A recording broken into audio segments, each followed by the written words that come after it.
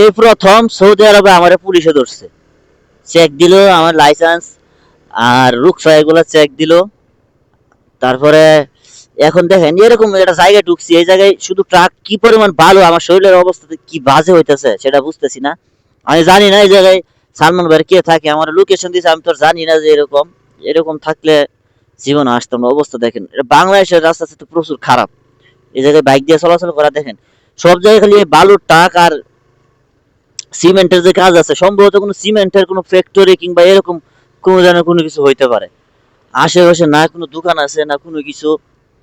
দেখেন অবস্থা, এটা এমনি কি যাওয়া সম্ভব? হ্যাঁ, কি পরিমাণ ভালো লাইট দেখতে পাচ্ছেন, রাস্তায় না কোনো লাইট আছে।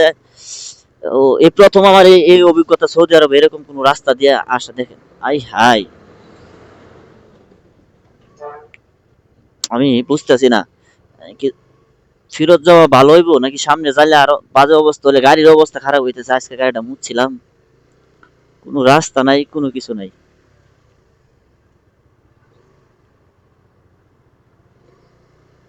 গাড়িরও যেরকম ক্ষতি বা ইস, নিজের শরীরের ব্যথা, আরে কোথায় যাইতেছি আমি নিজেও জানি না।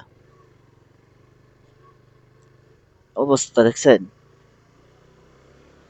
আমার, সম্ভবত ওই জায়গায় কোনো হুম সম্ভবত কোনো সিমেন্টের ফ্যাক্টরি হইতে পারে জায়গাটা, আমি জানিও না ভালো করে।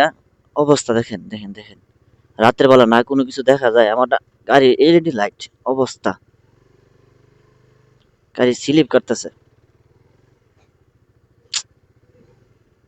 রোড আমি লোকেশন দেখেন কোন দিকে দেখাইতেছে, ওইদিকে তো কোনো রাস্তাই নাই।